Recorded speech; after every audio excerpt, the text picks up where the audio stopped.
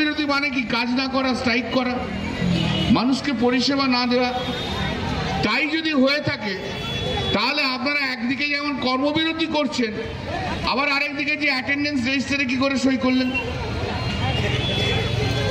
এবং অ্যাটেন্ডেন্স রেজিস্টারে সই করার জন্য আপনারা 32,000 টাকা করে, 30 থেকে 32,000 টাকা করে স্টাইপেন্ডও উইথড্র করলেন।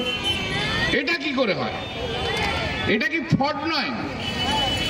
এটা কি ফ্রড নয়? হুগলির কন্যাপুরের নবগ্রামের এক অনুষ্ঠানে যোগ দিয়ে এই ভাষাতেই জুনিয়র ডাক্তারদের আন্দোলনকে বেঁধলেন শ্রীরামপুরের সাংসদ কল্যাণ বন্দ্যোপাধ্যায়। তার দাবি, বিপ্লবের নামে বাংলার মানুষের সঙ্গে আপনারা যে তঞ্চকতা করছেন সেটা মেনে নেওয়া যায় না। পাশাপাশি কয়েকজন চিকিৎসকের নাম করে তৃণমূল সাংসদের প্রশ্ন, সিবিআই কি সত্যি সত্যি তদন্ত করছে? সেমিনার হলের নিয়ন্ত্রণ কারা নিয়েছিল? সংলগ্ন এরিয়ায় আশাফুকুল্লাহ নাইয়া কোথায় ছিলেন? পরমিতা টান্ডার কোথায় ছিলেন? Surgery resident. আরিফ আহমেদ লস্কর কোথায় ছিলেন? আচ্ছা, এদের কি পরিচালিত করছিল?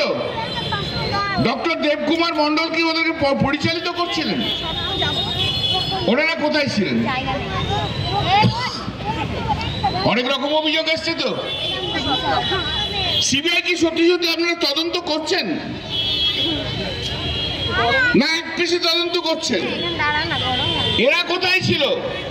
যদিও এদেরকে সিসিটিভির মধ্যে দেখা যায়নি, কিন্তু এরাই তো ছিল, কি ছিল না? কল্যাণের এহেন মন্তব্যের পাল্টা দিয়েছেন বিশিষ্ট অভিনেতা বাদশা মৈত্র। তার দাবি, সংসদে না গিয়েও যারা পুরো মাইনে তোলেন সেই দলের নেতাদের জুনিয়র ডাক্তারদের আন্দোলন নিয়ে কথা বলার কোনো নৈতিক অধিকার নেই।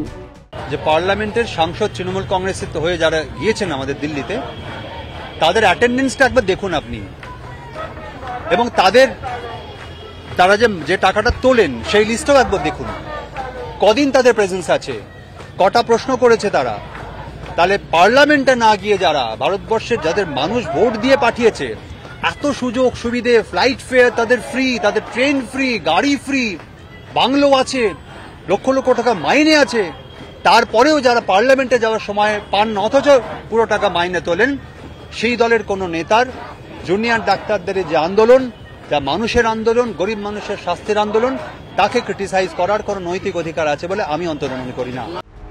তবে এবারই প্রথম নয়, এর আগেও জুনিয়র ডাক্তারদের আন্দোলন নিয়ে তির্যক মন্তব্য করতে শোনা গিয়েছিল কল্যাণ বন্দ্যোপাধ্যায়ের গলায়। তিনি বলেছিলেন, বিচারের নামে দুর্গাপুজো বন্ধ করে দিয়ে গরিব মানুষের পেটে লাথি মারাটা কোনো বিচার নয়। প্রচেষ্টা করেছিল এবারে দুর্গাপুজোকে বন্ধ করে দেওয়ার জন্য। বাঙালি কিন্তু দাঁড়িয়ে আছে পশ্চিম বাংলার মাটিতে, দুর্গাপুজোর দিনগুলোতে ঠিক উত্তর দিয়ে দেবে, ঠিক উত্তর দিয়ে দেবে। বিচার আমিও চাই, আপনিও চাই, কিন্তু বিচারের নামে দুর্গাপুজো বন্ধ করে দিয়ে গরিব মানুষের পেটে লাথি মারার বিচার, এই বিচার আমরা চাই না। কাদম্বিনী ন্যায় বিচারের দাবিতে জুনিয়র ডাক্তারদের আন্দোলন নিয়ে বারংবার কটাক্ষের সুর শোনা গিয়েছে শাসক দলের নেতাদের গলায়। এখানেই প্রশ্ন উঠছে যে ডাক্তারদের এই আন্দোলনে কোথাও কি সিঁদুরে মেঘ দেখছে শাসক শিবির? সেজন্যই কি আন্দোলনকে কালিমালিপ্ত করার মরিয়া প্রয়াস, জনগণের নজর ঘোরানোর চেষ্টা? এই প্রশ্নই তুলছে ওয়াকিবহাল মহল। Pritam Sadhukar report, Calcutta news.